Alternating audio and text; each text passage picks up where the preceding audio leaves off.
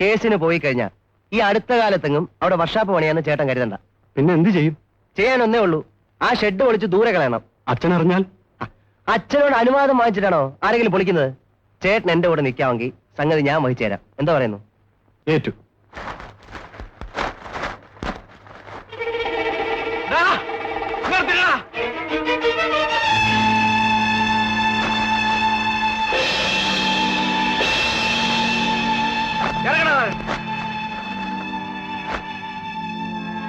അടിയടാ പോടാ.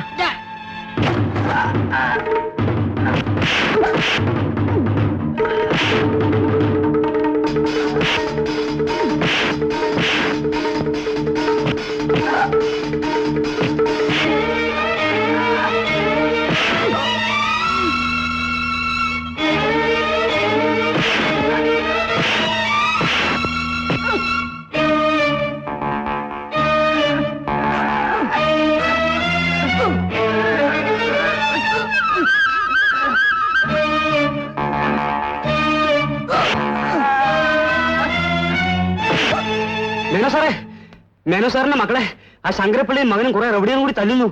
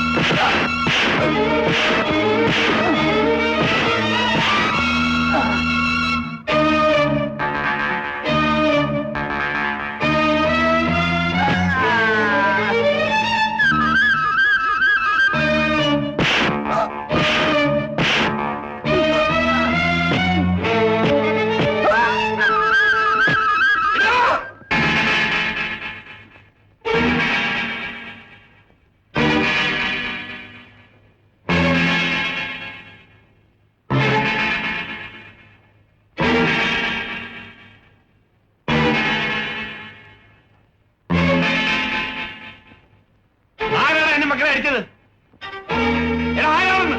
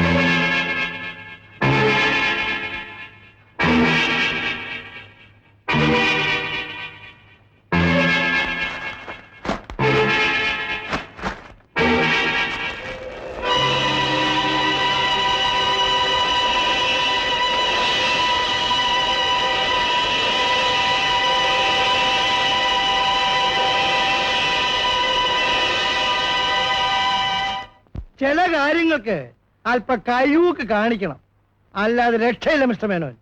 ഇത് എനിക്ക് അറിയാൻ പാടാത്ത പരിപാടിയൊന്നും അല്ല. എന്നാലും ഒരു ഏറ്റുമുട്ടൽ ഒഴിവാകുന്നതിൽ ഒഴിവായിക്കോട്ടെ എന്ന് കരുതി, അത്രേ ഉള്ളൂ. താങ്കൾ എവിടെ പോകുന്നു? കോളേജിലേക്ക്. നീയാണ് ചോണക്കുട്ടി, വിട്ടുക്കൻ വിട്ടുമുട്ടുക്കൻ. ചേട്ടനും അനിയനും കൂടെ ഇത് പ്ലാൻ ചെയ്ത് ഞാൻ അറിഞ്ഞില്ല കേട്ടോ. ഒന്ന് കൂടാൻ പറ്റില്ല എനിക്ക്. ആ പിശുക്കിന്റെ നടുവിന് ഒരു തൊഴി കൊടുക്കണമെന്നുണ്ടായിരുന്നു, പക്ഷെ പറ്റിയില്ല. ആ വർഷാപ്പിന്റെ പണി എന്ന് തുടങ്ങുന്നു? നാളെ തന്നെ തുടങ്ങാൻ പോവാ. ആരാ തടയാൻ പറ്റുമെന്ന് കാണണമല്ലോ. അയ്യോ, തടയാൻ ആര് വരാനാ? ആ പിശുക്കിനെ കൊണ്ടുപോയി ഇനി സൂപ്പ് വെച്ചാ മതി എന്നാണ് നാട്ടുകാർ പറയുന്നത്.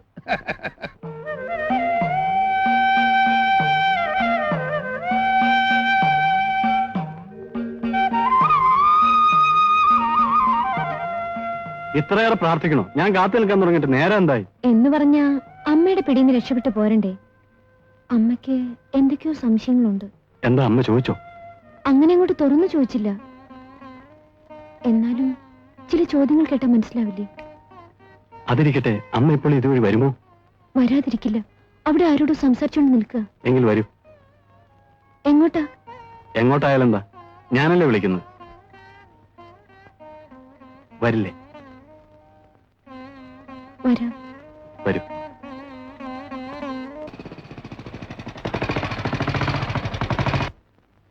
കാറ് റിപ്പയർ ആയതുകൊണ്ട് എന്നെ വീട്ടിൽ കൊണ്ടുവിടണമെന്ന് പറഞ്ഞല്ലേ കോളേജിന്റെ ഗേറ്റിൽ നിന്ന് രാധ എന്നെ കയറ്റി വിട്ടത്?